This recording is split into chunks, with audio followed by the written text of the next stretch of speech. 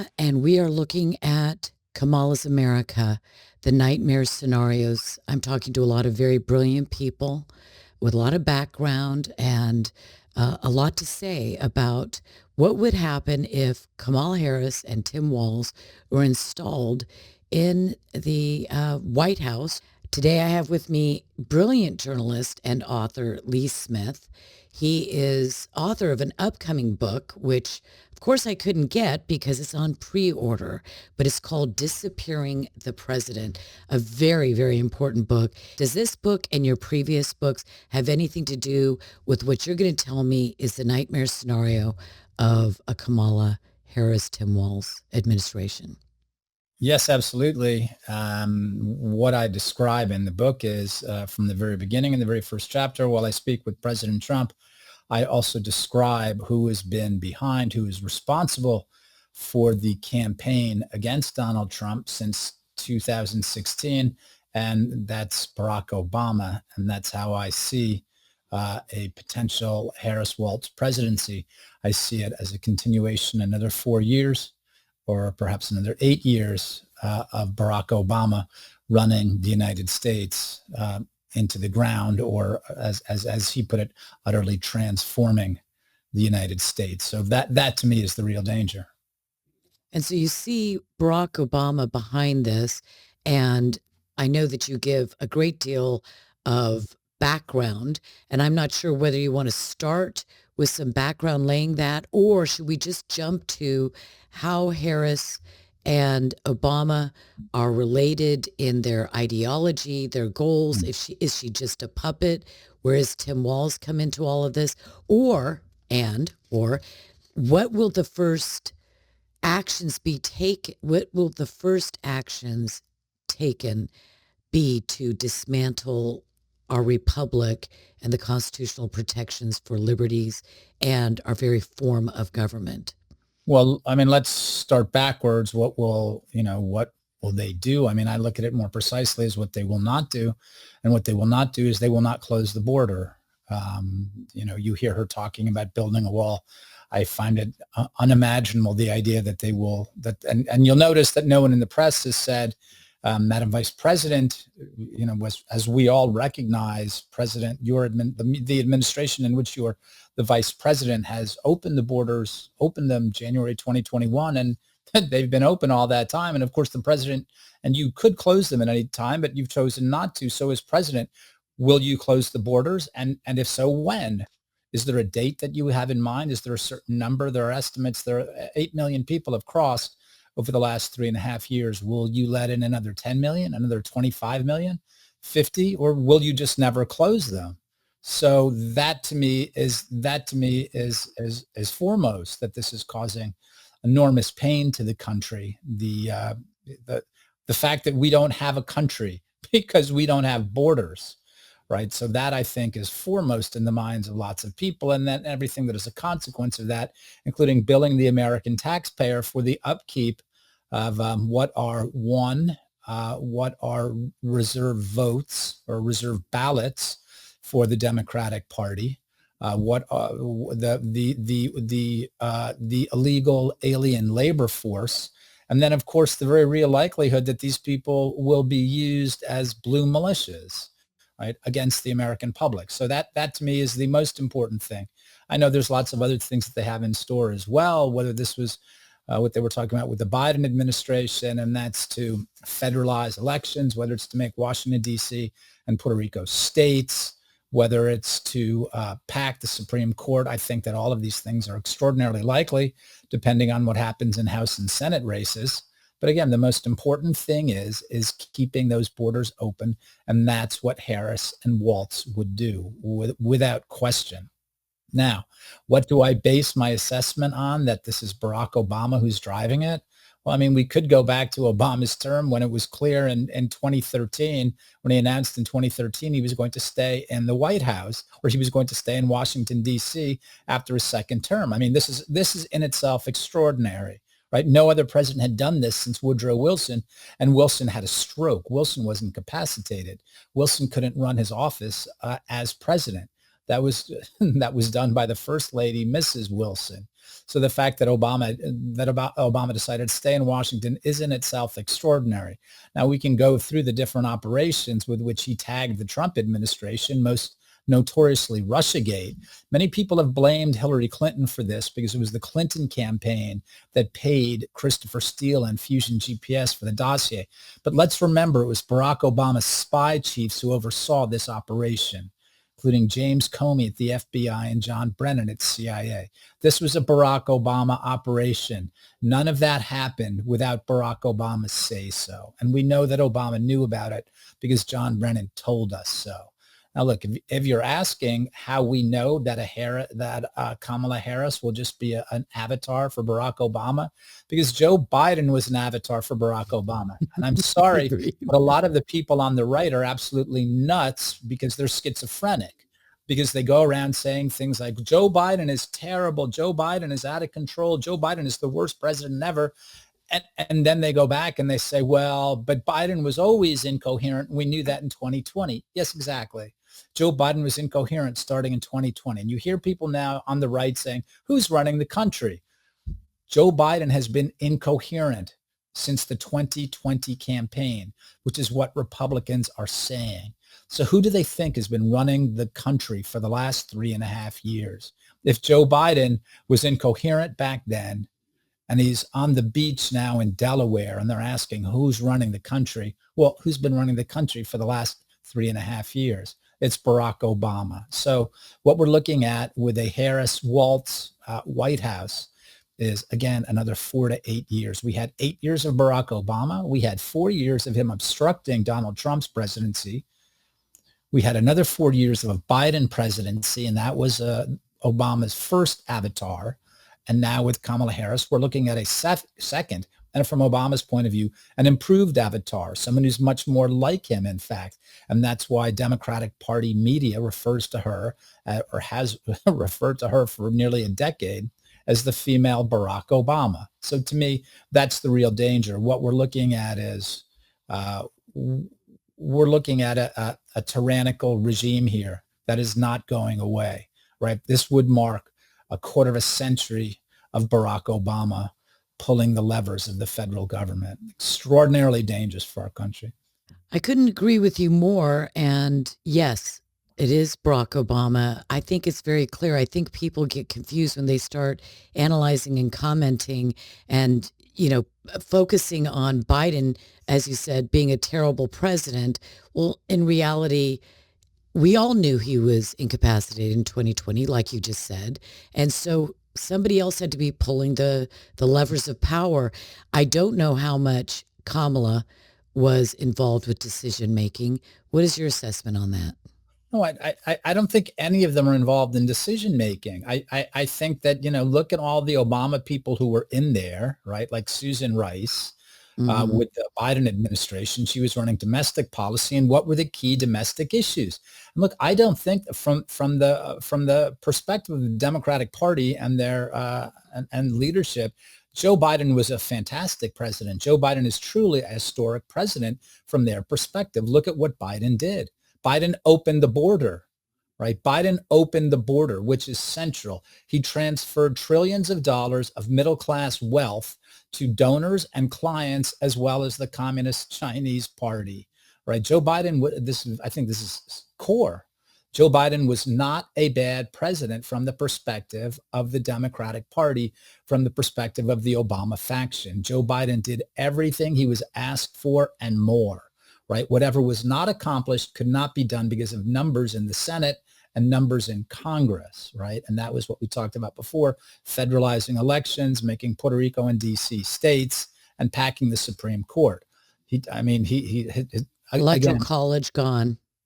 Of course, that they will, if they have the numbers, they will do all of that, right? And what Biden, hardening elections so that they can never be won again.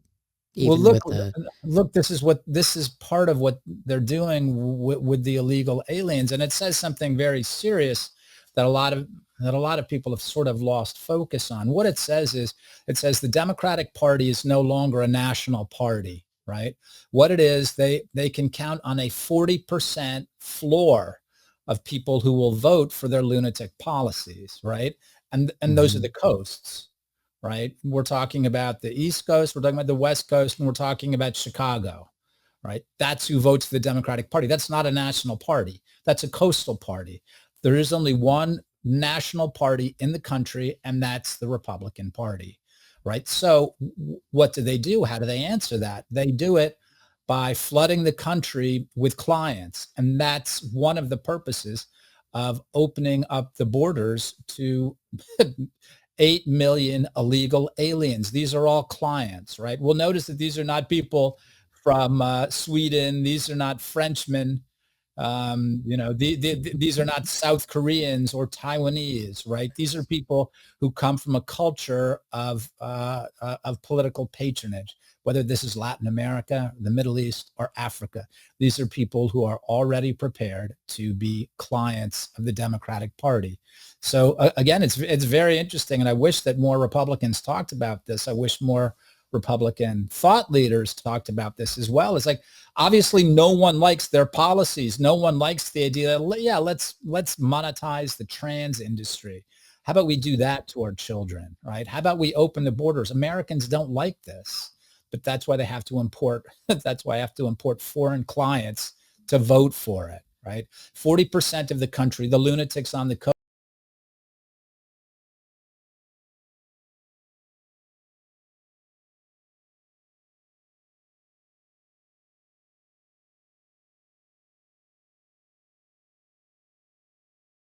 will vote for it because they're not affected by it, and you can put anything by them.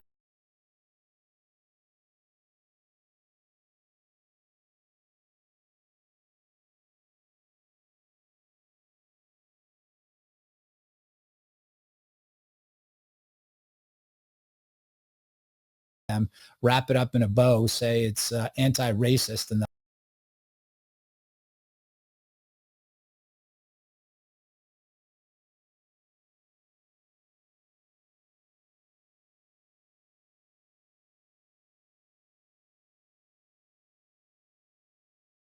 I'll vote for it. They're lunatic.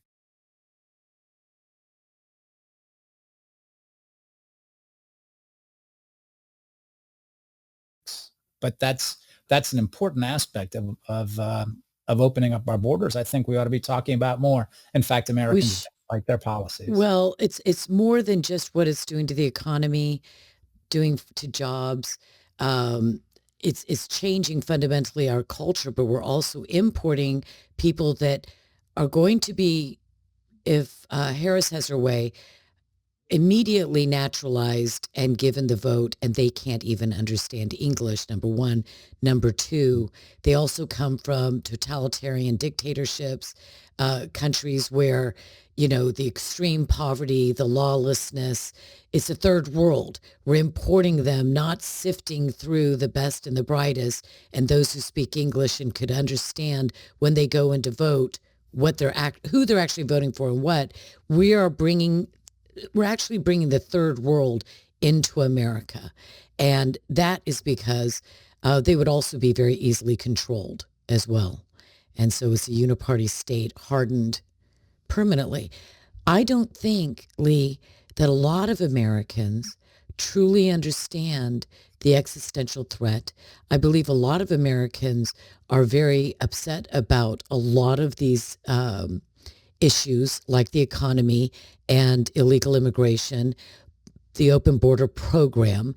But I don't think enough of them necessarily are going to get off their couch and go to vote, make sure their neighbors are voting, make sure everybody is registered, because when it comes down to it, we are sovereign. Our vote is the act of, say, the sovereign. And if we don't do our duty, we're actually ceding that to the crazies and, the wicked, if you will. And so tell me what you would say to somebody who's saying, yeah, I prefer Trump, or I don't like Harris, but I don't think I'm going to vote because, I'm busy Well, that day. I think every Republican voter I know is absolutely is absolutely very serious about this election, and they all know what's happening. Of course, as we just discussed, I mean, the Democrats 40% or 38%, I guess more precise, is a hard base. There's no way to persuade them. I'm of the opinion that most people, that there are very few undecideds left out there, and the people that we see on social media saying, "Gee, I wish Trump would just stop it with this and that and talk about policies." I mean, these are either operatives or morons, right? Because look, there is no one over the last 4 years who hasn't looked at if it's a homemaker, if it's the women who are going to the grocery market, they know what Biden looks like. They know what the Democratic Party looks like. The men can do it by going to the fuel pumps, and they know what's happened there. So, there's no one who is unaware on the right of what's happening. So again, and look, we're talking about an election cycle in which, I mean, it's not only rare to have an assassination attempt on a political official these days, but we've seen two within less than 2 months. So this is the policies and issues have nothing to do with this election. People on the right are highly motivated to vote, right? But the contradiction, the schizophrenia is this. While we do normal things like we talk about the election, we look at the polls, we listen to the debates, we criticize Harris or criticize Trump or whatever like that, more than 50% of the electorate believes that the 2020 vote was heavily affected by cheating. That means then more than 50% of the electorate is going to 2024 with the belief that this election also will be affected by cheating. Now, so we're holding these two thoughts in our head at the same time, and we're hoping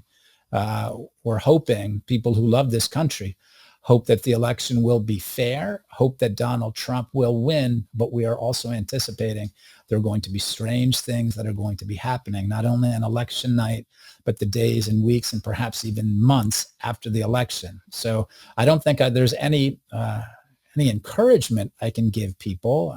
I'm describing what I find talking to people and reading what people are saying, that's how we're heading into this election. Again, Republicans are motivated. Trump supporters are motivated. So, but again, the issue is that we're going into an election unlike any one we've ever had before in this country.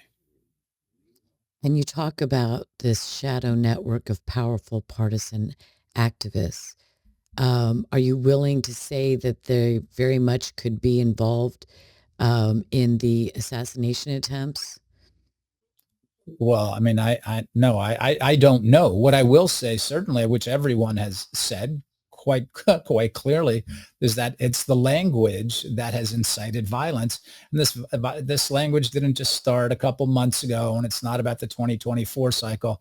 The incitement to violence began in 2016 with the Clinton campaign, and then the Obama presidency, or rather Obama's spy chiefs, John Brennan, labeling in his intelligence community assessment, saying that Vladimir Putin helped Donald Trump to the White House. This split the country. That's the incitement to violence. It's been going on nearly a decade now.